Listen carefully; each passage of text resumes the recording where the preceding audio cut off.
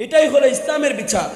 আল্লাহর নবী বলেন, আল্লাহ লাউ আন্না ফাতেমা বিনতে মুহাম্মদ সারাকাত, যদি আমার মেয়ে ফাতেমা বিনতে মুহাম্মদ চুরি করত, লাকাতাতু ইয়াদাহা, তার হাত পর্যন্ত আমি কেটে দিতাম।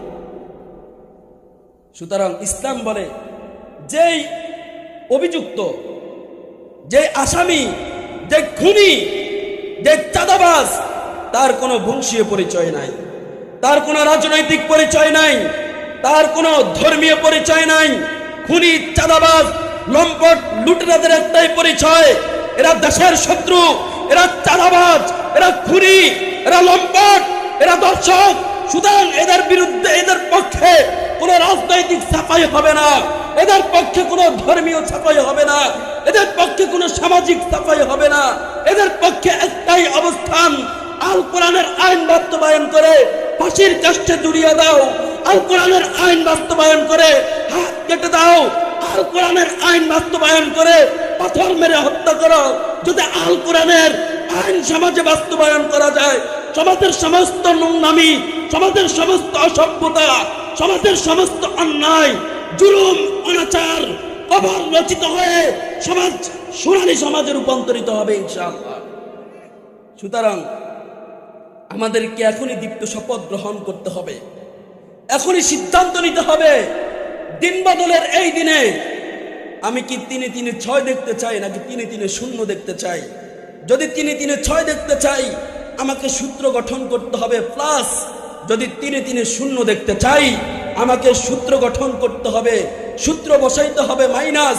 সুতরাং আমি যদি ন্যায় ইনসাফ ভিত্তিক আদালত এবং শান্তি প্রতিষ্ঠার একটা রাষ্ট্র ব্যবস্থা দেখতে চাই, আমাকে সংসদে বসাইতে হবে আল কোরআনের আইন।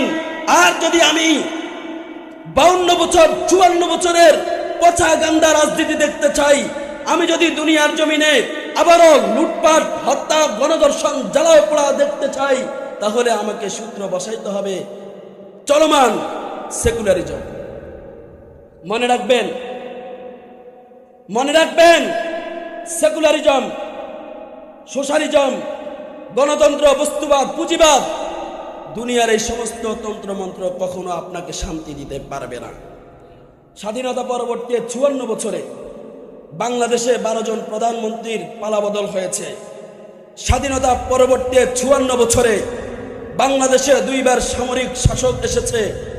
স্বাধীনতা পরবর্তী 54 বছরে পৃথিবী বিখ্যাত শান্তিতে নোবেল প্রাপ্ত ডক্টর ইউনূসের মতো সজ্জন ব্যক্তিত্ব ক্ষমতার চেয়ারে বসেছে, কিন্তু বাঙালি জাতির ভাগ্যাকাশ থেকে শকুনের আনাগোনা বন্ধ করতে পারে নাই। আমি সুস্পষ্টভাবে বলি, দুনিয়ার এই তন্ত্রমন্ত্র দিয়ে, মানব গঠিত এই শাসন ব্যবস্থা দিয়ে, সেকুলারিজম, বস্তুবাদ, পুঁজিবাদ, সোশ্যালিজম দিয়ে, গণতন্ত্র, জাতীয়তাবাদ, ধর্মনিরপেক্ষতাবাদ দিয়ে যদি শান্তি প্রতিষ্ঠা করা যেত, তাহলে ডক্টর ইউনূসের মতো সজ্জন ব্যক্তিত্বই শান্তি প্রতিষ্ঠা করতে পারত। যেখানে ডক্টর ইউনূসের মতো সজ্জন ব্যক্তিত্ব, শান্তিতে নোবেল পাওয়া ব্যক্তিত্ব ফেল করেছে, সেটাই প্রমাণ করে আরো 200 বছর নয়, 2000 বছরে যদি আমরা সেকুলারিজম, বস্তুবাদ, পুঁজিবাদ, গণতন্ত্র আর দুনিয়ার সমস্ত পচাগন্ডা রাজনীতিকে সংসদে বাস্তবায়ন করি, কশ্চিনকালও আমাদের